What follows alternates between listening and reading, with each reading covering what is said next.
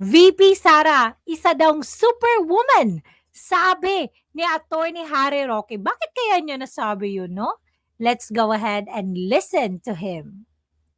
Box Hour. Well, kakatext lang po ni VP Sara, nagpapasalamat siya sa ating tulong sa simula ng kanyang bisita dito sa Dahig. No? Alam niyo po, bagamat matagal na akong tagahanga ni VP Sara, ito po talaga yung kauna-unahang pagkakataon na matagalan naobserbahan ko ng up close si VP Sara. No? Kaya nga isi-share ko ngayon sa inyo ang aking mga obserbasyon. No? At ang title nga natin is VP Sara, Superwoman. Well, mukha pong superwoman si VP Sara. No?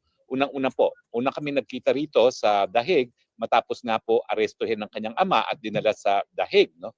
Sa totoo lang po niyan, hinahabol din niya si Tatay Digong doon sa UAE para sana siya ay magsampa ng demanda ng kidnapping. No? Dahil totoo naman ang pangyayari sa kanya ay nakidnap talaga ang Presidente Duterte. Ang inaasa Grabe 'no, nagtangka pala talagang mag-hain ng kaso ng kidnapping si VP Sara sa UAE. Wow, grabe pero parang hindi siya nagtagumpay dun. ni VP Sara kapag siya ay naghahain ng kaso ng kidnapping, madidelay yung pagdala kay Tatay Digong sa Dahig. No? Pero nabigo po siya kasi she arrived an hour later, nakalipad na yung private jet ni Tatay Ah, Digong no, na inupahan ng ating gobyerno. No? grabe. So halos sabay po kami dumating dito, siguro nauna lang siya by a few hours. No? Siya po yung dumating sa mas maagang flight ng Emirates, ako yung pangalawang flight ng Emirates nung araw na yon. At the same day mismo, kami po yung nagkita na. No? At nakikita ko na talagang bagamat under stress si VP Sara, talagang she still maintains her poise. At hindi ko siya ever nakita magpanic. No? So she's always in charge. So that's one thing about VP Yes. Sara. Maski yung tatay niya kinidnap na at nadala na sa Dahig at nakakulong na, hindi siya nag-freak out, hindi siya umiyak, mahinahon lang siya. Now, marami pong Yes. mga pangyayari nung Kaya I love talaga yung spirit ni VP Sara kasi makikita mo talaga yung calm spirit na meron siya. Talagang naku, magkakaroon talaga ng peace. Alam mo yun? May peace talaga siya eh. Sobra, sobrang ganda ng aura niya. kakarating lang niya, pero siyempre pinaka-importanting mission niya makita niya kaagad ng kanyang ama na hindi po nangyari. No?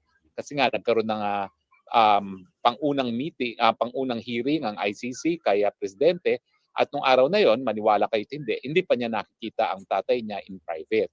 Nakita lang niya si Tatay Digong nasa hukuman na. No? At again, inoobserbahan ko siya no? Dahil nabigo siyang makita si Tatay Digong even 2 days prior to the hearing kasi nandito na siya nung weekend prior to the hearing pero hindi niya nakita dahil nga nagkakaroon daw ng medical check-up. No? So, nakita ko siya at talagang in control na naman siya, wala siyang emosyon na pinakita at nandun siya para lang to with a purpose. No? Ang purpose niya nung araw na yon makita ang Tatay Digo nga at malaman ko anong kalagayan. So napagbigyan naman po siya no, matapos kami nakipag-usap sa ICC. Sa totoo lang po, ang galing-galing ni Inday Sara. Alam niyo ba ho, pati yung aming mga application para makapasok ng hukuman, siya mismong gumawa. Apat Grabe, kami, ang no? daming mga fifilapan, siya gumawa lahat sa telepono niya. No? At saka yung mga aplikasyon para nga makita si Tatay Digong sa detention, siya lahat ang gumawa sa kanyang cellphone. No? Nahiya nga ako Wow. dahil bagamat ako'y parang naroroon para alalayan siya, siya pa yung gumagawa ng lahat para sa amin. No? Kasama ko po yung isang kaibigan niya at saka yung dalawang VPSG niya. No? So all in all, kami 5. No? At siya talaga lahat ng gumagawa. Hindi ko nga maintindihan kung bakit yung Philippine Embassy hindi siya tinulungan gawin ng mga bagay-bagay na yon. No?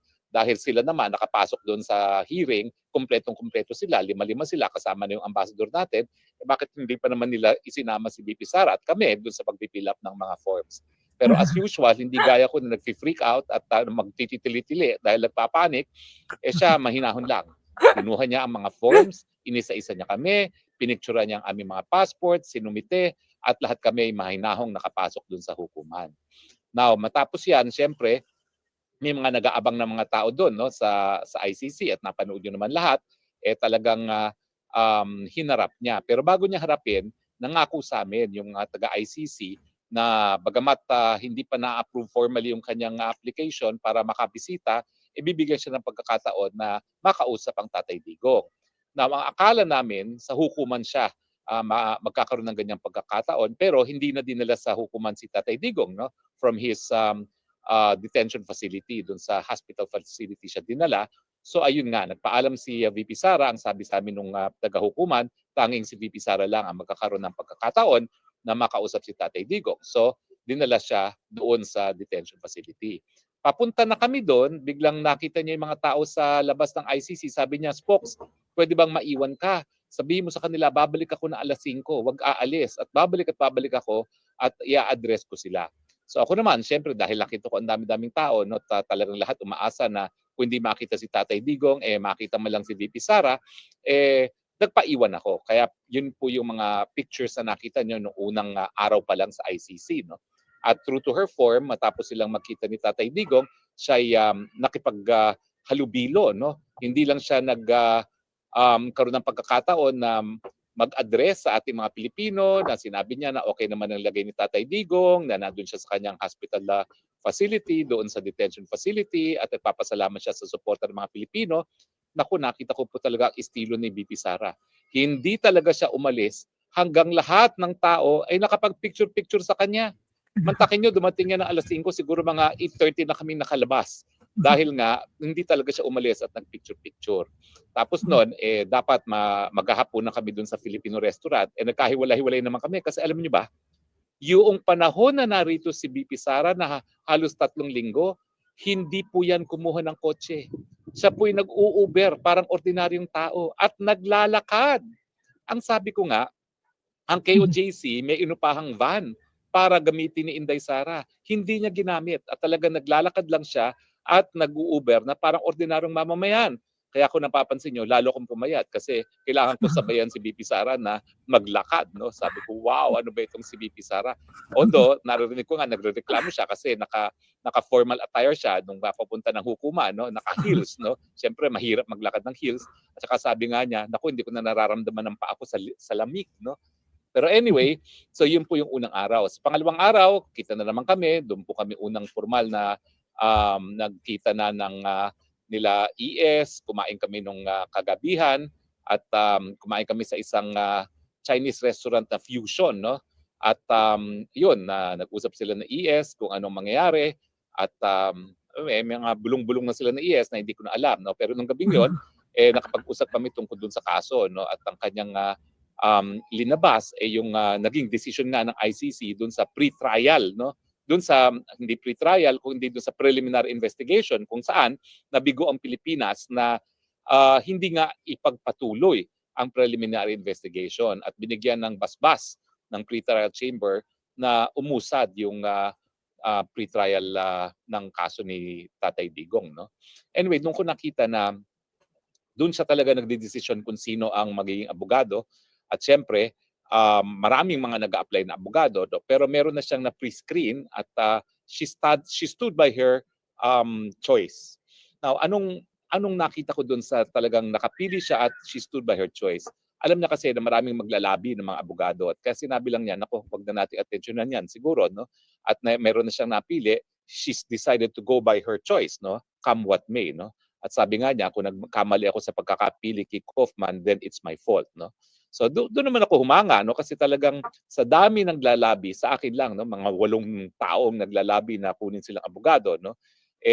Si VP Sara was very resolute ang tawag siguro doon, no. Resolute dahil nga meron na siyang desisyon at hindi na siya nagbago. Sa pangatlong araw nakita na namin si Hoffman na nanggaling sa Israel, fresh from his operation at in-explain naman ni Hoffman kung ano yung mga magiging procedure na yung nagawang first hearing naman, wala naman talaga yon dahil yan ay para lang ma-apprise o masabihan si Tatay Digong kung bakit siya naroroon. Binasahan siya kung hindi pa po yan, hindi pa yan na arraignment. Sinabi lang kung ano yung mga paratang sa kanya at kung naintindihan niya yung mga paratang sa kanya, pero wala pa talagang mangyari sa susunod na araw. Now, bakit ko natanong kung super woman ba si VP Sara? Alam nyo, nabilib ako talaga sa kanya dahil unang-una, hindi naman siya panganay, and yet siya talaga ang nagpunta ng The Hague para asikasuhin yung unang-una mga legal requirements ng kanyang ama dahil ito naman talaga ay isang legal engagement dahil kinulong nga sa isang hukuman, kinakailangan ayusin kung sino yung legal team niya. at medyo talaga Yes. masalimuot yung proseso ng pagbuo ng legal team kasi marami nag-a-apply, no?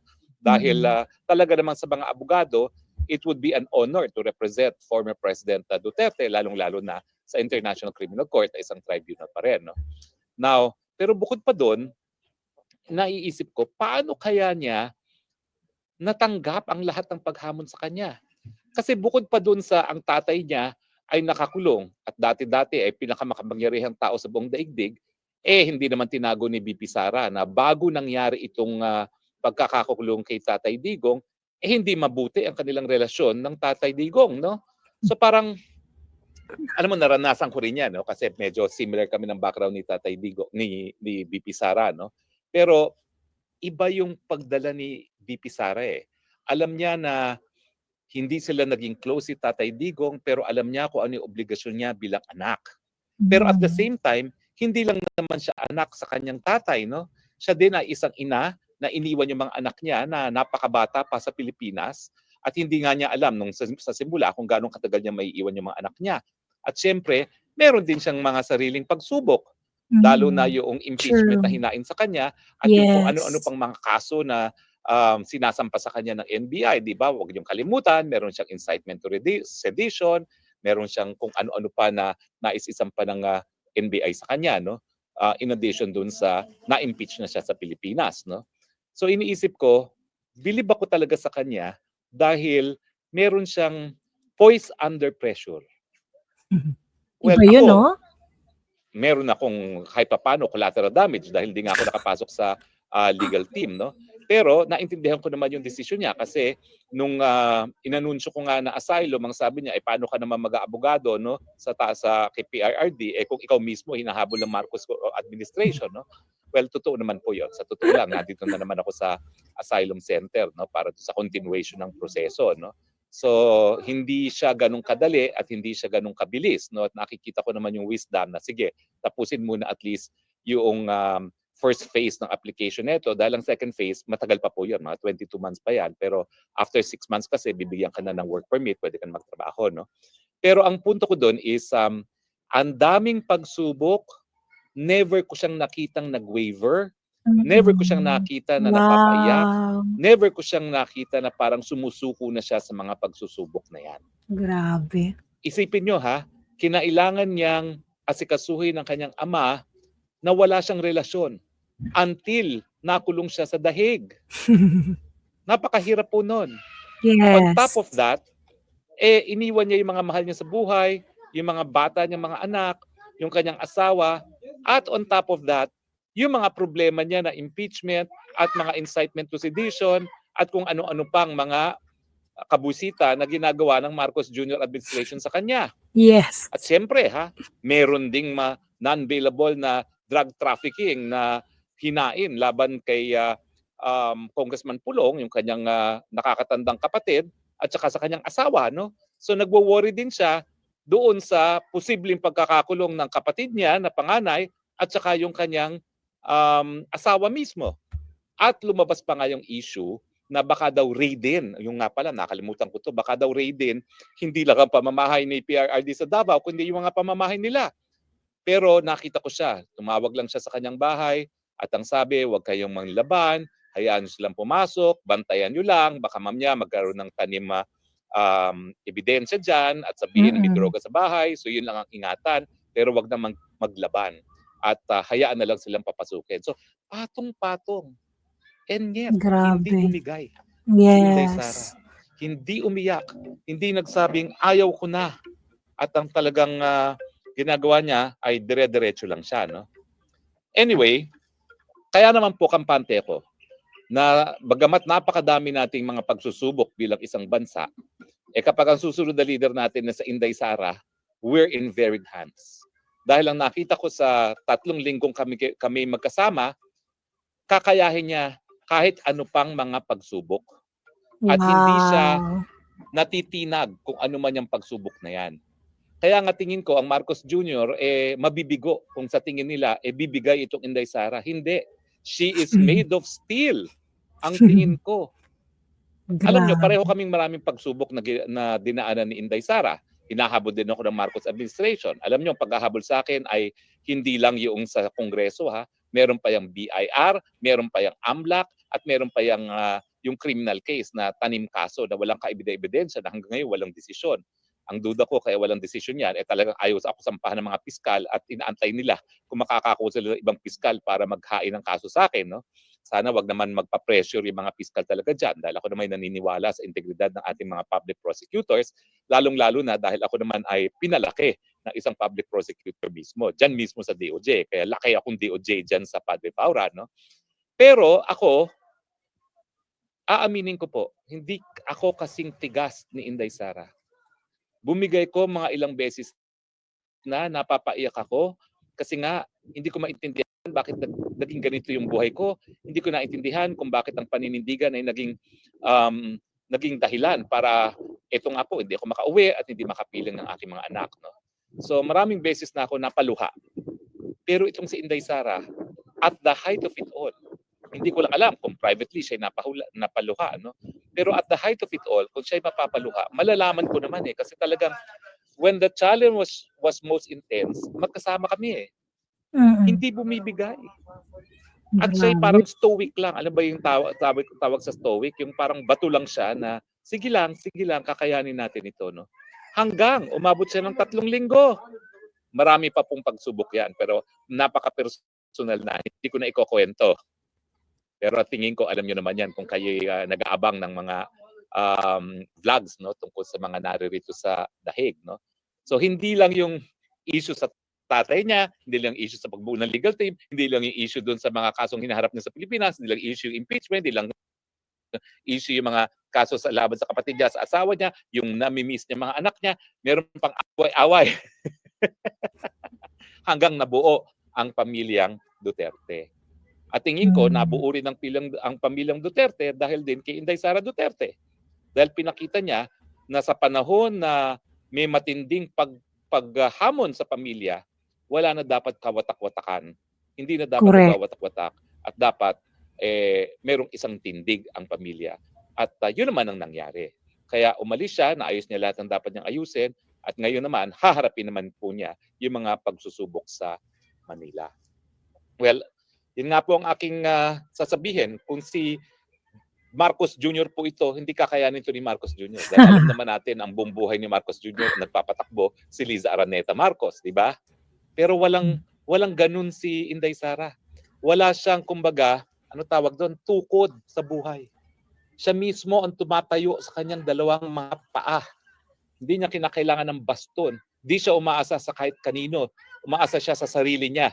Kaya nga kampante po ako na kapag siya ay naging susunod na presidente, kakayanin niya kahit ano ang pagsubok ng Pilipinas dahil sa tingin ko, ang VP Sara, sa nakita kong pagharap niya sa mga napakadaming pagsubok, siya po ay isang super woman. Grabe, Agree ba no? kayo? Well, yes! Ilan ng mga comments, no? Marami pong comments, maraming salamat. Si Nimi Rayon, si Ana Rasio, si Margarita Solis, si Shing Marilyn Jo, hello. Naku, ang dami po. Si Angel Angie.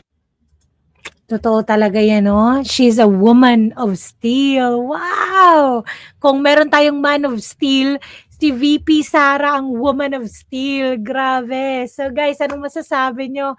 Talaga naman, no? Sana talaga siya na yung maging 2028 president natin. Ako, grabe.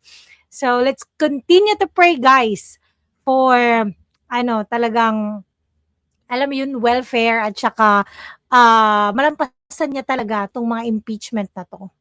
Kaya nako, manalo yung PDP laban senatorial candidates. So thank you so much guys for watching. Have a great day. Bye!